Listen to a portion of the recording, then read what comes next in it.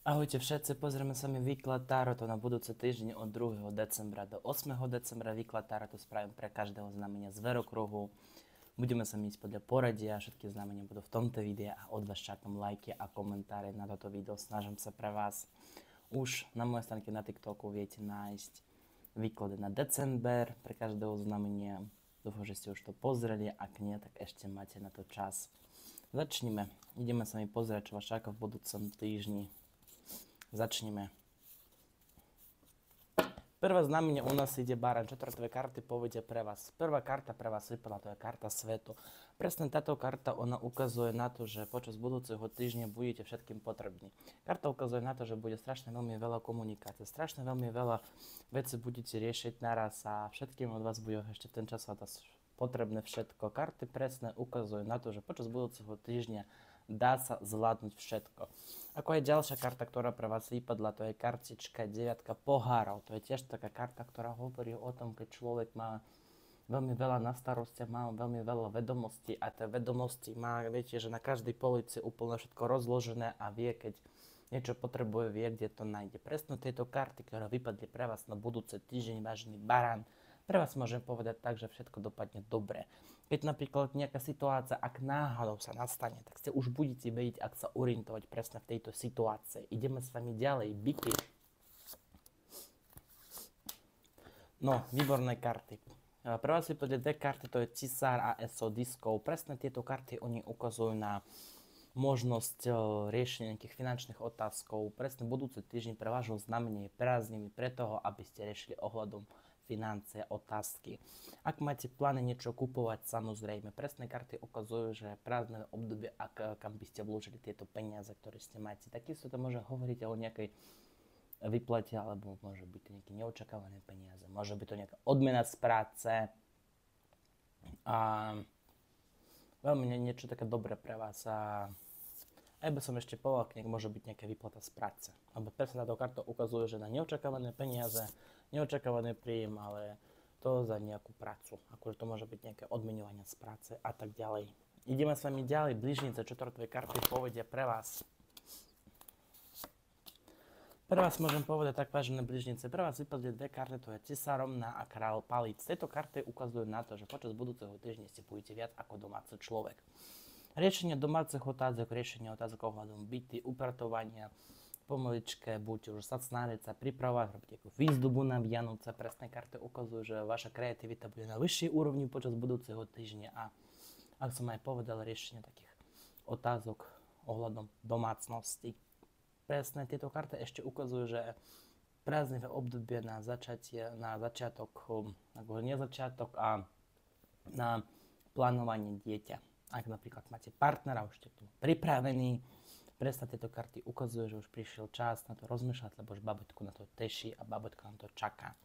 Ideme s vami ďalej na raky.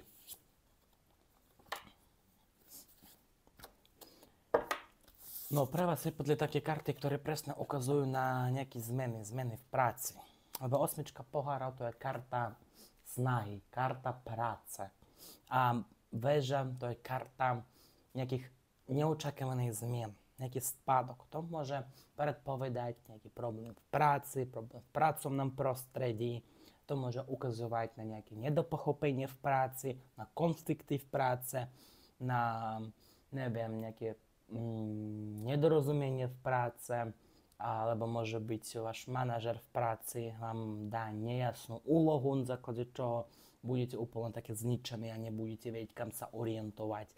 Presne tieto karty môže ešte ukazovať na to, že budete mať masaker počas budúceho týždňa strašne veľmi veľa úloh naraz. Presne tieto karty ukazujú, že nemusíte sa bať, musíte sa sústredniť a ak náhodou niečo nestíhate, tak bohužiaľ musíte už vopred sa dohodnúť na prioritné veci, neprioritné veci. Tak preto, ak máte ešte čas do budúceho týždňa, skúste sa poriešiť tie otázky a nájsť, ktoré musíte niečo napríklad urobiť súhrné alebo posunúť na iné obdobie. Ideme s vami ďalej. Lev.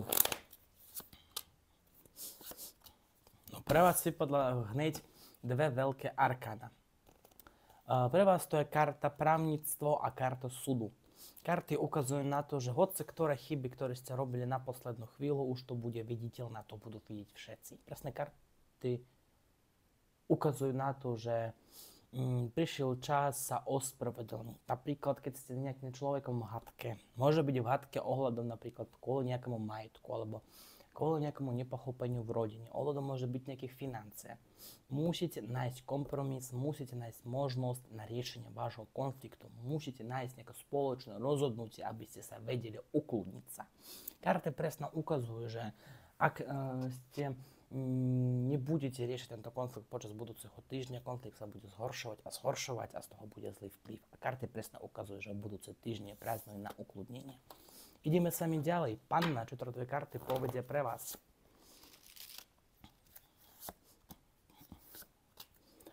Hneď som rozhodol, pre vás dostanem viac kariet. Aha, dobre. Počas budúceho týždňa poviem takto, že z jednej strany ste budete unavení, lebo budete mať veľmi veľa starostí, z druhej strane budete mať nejaký nový začiatok, ale ten nový začiatok tiež pre vás bude ťažký a budete sa bez sklamané, lebo nebudete vedieť, za čo musíte prvá chytať. Karty presne ukazujú, nemusíte sa bať, všetko sa porieši. Hviezdy budú na vašej strane, vyššie síly budú na vašej strane. Karty presne ukazujú na to, že pri hoci ktorej situácii, ak máte nejaké ťažkosti pred sebou, nemusíte sa báť, nemusíte hneď byť sklamaní, unavení, plakať a dávať svoje emócie hore. Karty presne ukazujú, že musíte sa naučiť ovládať svoje vlastné emócie. Karty presne ukazujú na to, že musíte sa naučiť kontrolovať seba. Hej, budete cítiť seba úplne nekomfortné, ale karty mi ukazujú na to, že všetko ste zvládnete, akože to je len strach a ten strach ste musíte úplne. Hej, všetci sme ľudia a musíme prejsť o ten strach. Akože na základe stracha sme niečomu učíme. Presne karty ukazujú, nemusíte sa bať svoj vlastný strach. Ideme sa mi ďalej váhy, ktoré karty moje povedia pre vás. Počas budúceho týždňa poviem takto, musíte súhrne riešiť svoje zdravie, lebo veľmi veľa karet, ktoré pre vás mi vypadlo, ukazujú na zdravotný stav, ktorý ste už dlhodobo neriešite, lebo môže byť už niečo začalo a tiež ste myslíte, no tak asi to prejde, tak presne teraz ten moment, aby ste už konečne na to pozreli a začali to opravovať. Lebo ak ste počas budúceho týždňa začnete niečo riešiť, začnete to liečiť, tak to rýchlo ukludní sa. Ak si to necháte aj ďalej a budete posúvať riešenie na iné obdobie, tak bohužiaľ to bude trvať veľmi dlho a ten stav bude sa zhoršovať a zhoršovať. Takisto ešte môžem povedať, v okolnosti bude nejaká situácia. To presne ešte ukazuje táto karta ESO. Mečov to tiež ukazuje na nejakú ťažkosť v riešení nejakej otázky. Ale tiež nemusíte sa bať, lebo a táto karta vždy ukazuje na áno, ale aby dosiahnuť to áno, to odpoveď áno, musíte niečo porobiť a budete mať ťažkosť pred sebou. Tak presne táto karta ešte ukazuje na to, že budete mať v nejakej sfére nejakú ťažkosť, ale ste to zvládnete. Ale aby to zvládnuť, musíte niečo porobiť. Niečo viete, musíte sa posnažiť. Ideme sami ďalej. Škorpióny, ktoré karty povedia pre vás. No pre vás môžem povedať tak, že vážené škorpióny, že počas budúceho týždňa budete mať veľmi veľa emócií a užijte tie emócie s vašimi ľuďmi, kamarátmi a ľuďmi, ktorých ste máte veľmi veľa rádi. Karty mi presne ukazujú na to, že počas budúceho týždňa ste zažijete, ste užijete tie perfektné emócie. A karty ukazujú na to, že bohužiaľ budúce týždne pre vás úplne prejde rýchlo, narýchlo. A preto karty mi ukazujú, že musíte užiť ten čas úplne čo naviac. Ideme s vami ďalej. Strelec, znamenie strela, čo moje dve karty povedia pre vás. Počas budúceho týždňa budete musieť spraviť nejaké rozhodnutie. Presne dve karty mi na to vypadlo. Dvojka paliec a milovanci.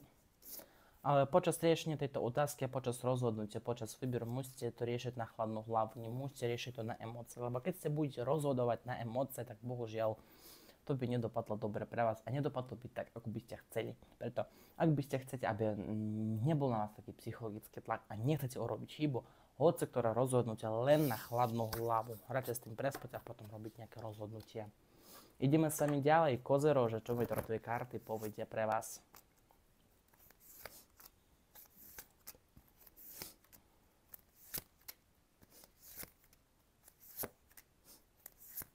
Nechce vypadnúť veľká arkána.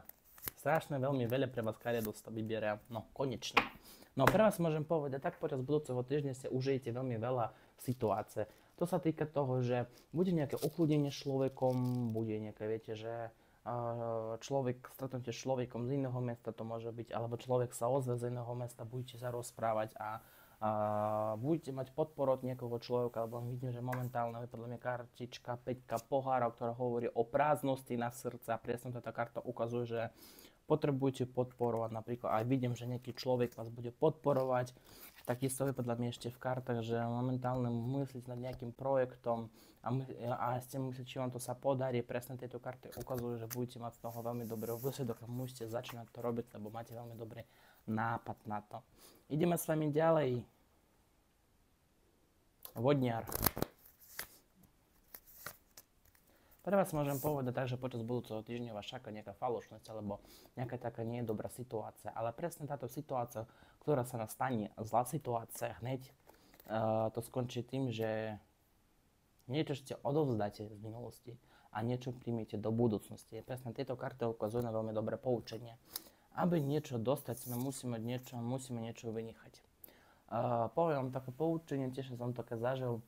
Pamätám, ja som stratil, bol som maličký a veľmi som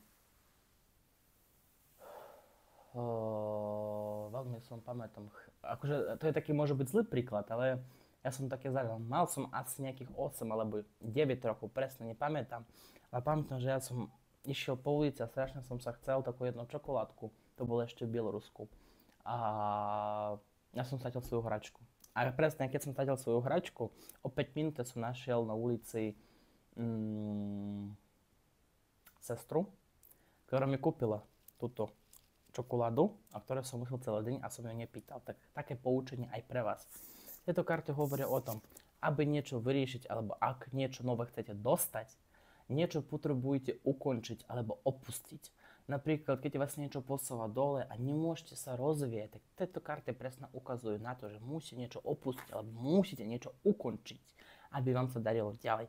Tak moje poučenie pre vás to isté. Ak chcete, aby niečo poriešilo alebo nastane nejaká pre vás zlá situácia počas budúceho týždňa, nič neznamená, že všetko skončilo v živote. Nie. Ste na niečo stratili, zistite niečo nové a oveľa lepšie. Ideme sa mi ďalej na posledné znamenie, to je ryby. Ryby. No pre vás budem povedať tak, vás počas budúceho týždňa čaká nejaká cesta, pričom cesta neočakávaná. A pričom vám poviem takto, že táto cesta nebude taká, že viete, že nebude to plánovaná cesta, poviem tak, ale karty mi ukazujú na to, že nebudete veľmi chcieť ísť na tú cestu, ale budete musieť. Proste karty mi ukazujú, že na cestu, neočakávaná cesta, ale nevidím želanie tejto cesty. Tak karty presne mi ukazujú na to, keď fakt ste niečo nechcete robiť, nemusíte to robiť, lebo karty presne mi ukazujú na nejaké situácie proti svojho vlastného názoru alebo želania. Ak náhodou vás na niečo niekto bude tlačiť, kľudne musíte povedať, nechcem, ja sa dostávam tu, nechcem, ja to neurobím. Jasné? Si myslím, že to bolo taká jednoduchá odpoveď. Presne tieto karty pre vás ukazujú na to, že musíte myslieť len svojou vlastnou hlavou a mať len vlastný názor. Tieto karty ukazujú, ak by ste niečo nechceli, nemusíte to robiť, lebo vidím, že počas budúceho týždňa strašne veľmi veľa pre vás bude neočakávanosti. Ak nemáte želanie niečo robiť, radšej to nerobiť. Ďakujem všetkým veľmi pekne za sledovanie môjho výkladu tarotu. Sa snažím pre vás a už pomaličke začnem pre vás natúčať výklady na budúci rok. Ďakujem všetkým veľmi pekne a prajem vám všetkým pekný týždeň.